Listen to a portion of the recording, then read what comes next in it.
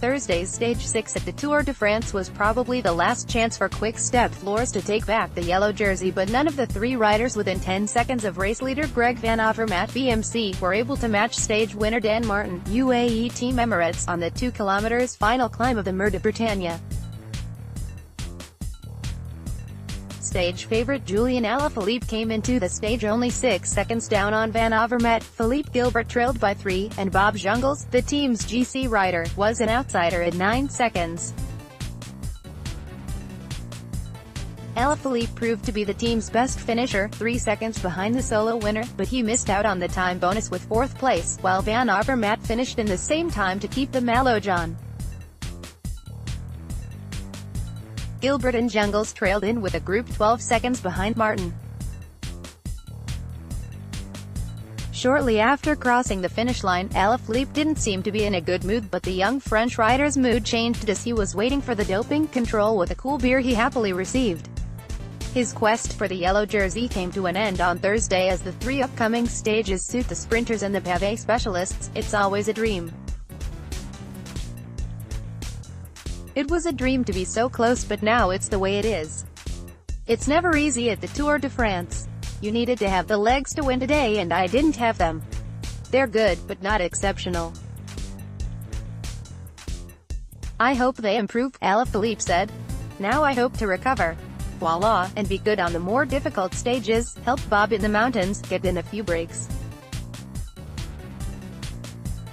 I had up until today to give my all, but now things will be different, the 26-year-old explained how the finale unfolded for him. It was very nervous on the last kilometers before the last descent.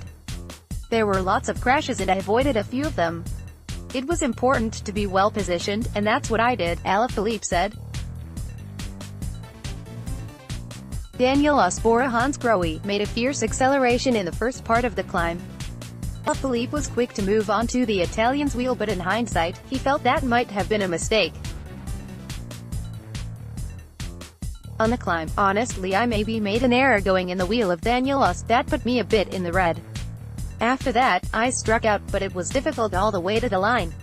That's how it is, maybe the pressure of being the top favorite was a disadvantage. I needed to do something. It's an effort that suits me well. I didn't feel very at ease, not 100%, unfortunately, and that shows. Just before hitting the final kilometer, Dan Martin made a strong acceleration that caught many by surprise. I hesitated a bit, but honestly, Dan Martin, was very strong. I'm happy for him. Belgian veteran Philippe Gilbert also felt that the yellow jersey was now out of reach for him, even though he's only 12 seconds from the lead. Maybe in 2019, but this year it'll be complicated. 12 seconds is a massive amount. Don't dream about it. Dream at night, but not during the daytime, Gilbert joked. Today there's disappointment, but it's not like I lost 5 minutes. I wasn't 100%, but in the Tour de France you immediately pay for that. Meanwhile, Geraint Thomas, Team Sky, is picking up bonus seconds whenever he can do it with ease. It also happened on Thursday, shortly before the final ascent of the Mûr de Bretagne. It's a bit surprising because I don't think Team Sky is targeting the yellow jersey. It's a bit surprising, but it's his choice, Gilbert said. The next goal for Gilbert will be the stage with finish in Roubaix, but he didn't know what to expect from it, apart from it being hectic and dusty. It'll be a difficult and complicated stage. We've got a strong team, so it's possible to win. It'll be special because of the dust. Behind the front of the race, there will be no visibility. It'll probably remind me of the Paris-Roubaix edition I rode in 2007. You couldn't see anything. It was very special. Gilbert also looked back on a typical quick-step floors move that occurred halfway through the stage.